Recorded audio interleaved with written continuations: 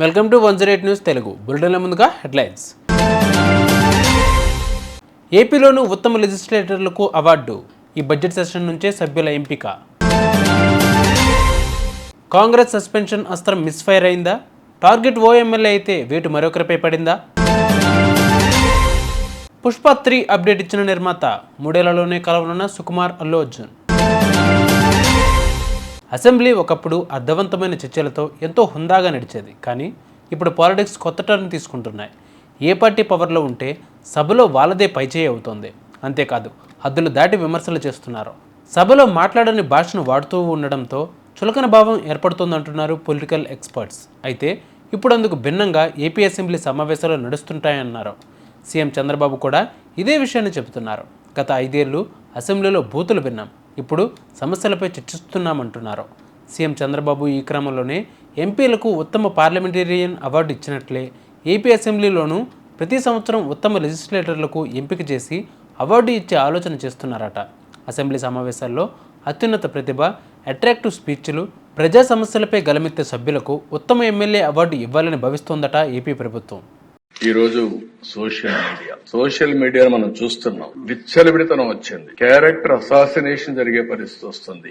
ఆడబిడ్డలు తలెత్తుకొని తిరగలేని పరిస్థితి వస్తా ఉంది. ఇది మంచి సాంప్రదాయం కాదు. నాకు చాలా సంతోషం, అసెంబ్లీలో బూతులు లేవు. ఇప్పుడు అసెంబ్లీ అంతా కూడా సబ్జెక్ట్స్ పైన చర్చించే పరిస్థితికి వచ్చాం. ఆ 5 సంవత్సరాలు అసెంబ్లీలో బూతులు మాట్లాడడం, బయటంతా భయంకరంగా ఉండడం, ప్రజాస్వామ్యం పూర్తిగా అపహాస్యం కాబడింది. అలాంటి అన్ని పోయే పరిస్థితికి వచ్చాయి. ఈ రోజు మళ్లీ రాష్ట్రంలో ఒకటే విజ్ఞప్తి చేస్తున్నాం. ఎవరైనా సరే ఆడబిడ్డల పైన అత్యాచారాలు చేసి తప్పించుకోవాలంటే ఈ ప్రభుత్వంలో వీలు కాదు. అదే చివరి రోజు అవుతుందని మరొకసారి హెచ్చరిస్తున్నాం. చాలా కఠినంగా చెప్తున్నాం. ఇంకా కొంతమంది అక్కడక్కడ చూస్తున్నారు, ఆకతాయిలున్నారు, ఇష్టానుసారంగా ప్రవర్తిస్తున్నారు. వారందరికీ కూడా ఒక మెసేజ్ పోవాల్సిన అవసరం ఉంది. నేను ఒకప్పుడు ఒక మెసేజ్ ఇచ్చాను. ఈ రాష్ట్రంలో లా అండ్ ఆర్డర్ మెయింటైన్ చేయాలి. తీవ్రవాద సమస్య పరిష్కారం కావాలి. మత విద్వేషాలు లేని రాష్ట్రంగా మత సామరస్యాన్ని పెంచాలి. ముఠా నాయకులందరినీ ఒకటే మెసేజ్ ఇచ్చాను. తరతరాలుగా మీరు ముఠాలకు పాటుపడుతున్నారు. కుటుంబాలు లేకుండా పోయే పరిస్థితి వస్తా ఉంది. ఇంక ఈ రాష్ట్రంలో జరగడానికి వీలు లేదని ఆ రోజు కూడా చాలా స్పష్టంగా కంట్రోల్ చేశాం. రౌడీలకు ఒక మెసేజ్ ఇచ్చాం. ఈ రాష్ట్రంలో రౌడీ అనేవాడు ఉండడానికి వీలు లేదు. ఈ రాష్ట్రం మీకు సహకరించదు.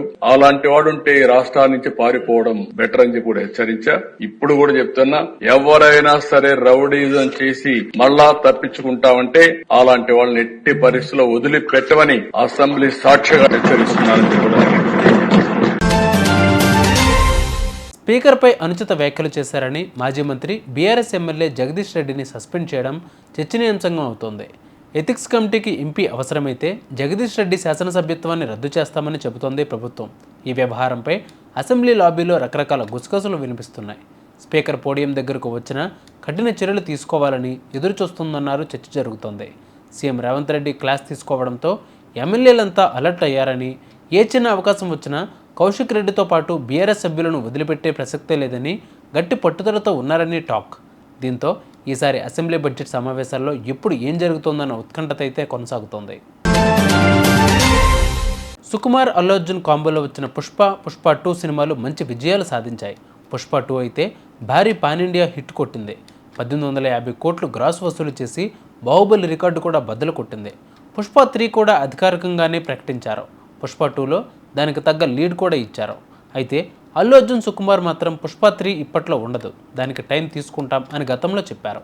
తాజాగా పుష్ప నిర్మాత రవిశంకర్ రాబిన్ హుడ్ సినిమా ప్రమోషన్స్లో మాట్లాడుతూ, త్వరలో పుష్ప 3 సినిమా తీస్తాం, 3 సంవత్సరాల వ్యవధిలోనే ఈ సినిమాను పూర్తి చేస్తామని తెలిపారు. దీనితో నిర్మాత వ్యాఖ్యలు వైరల్గా మారాయి. బన్నీ ఫ్యాన్స్ దీనిపై సంతోషం వ్యక్తం చేస్తున్నారు. చూసారుగా ఈ వివాళ బులెటిన్ అప్డేట్స్. మరిన్ని అప్డేట్స్తో మళ్ళీ మీ ముందుకు వస్తాను. అంతవరకు కీప్ వాచింగ్ 108 న్యూస్ తెలుగు.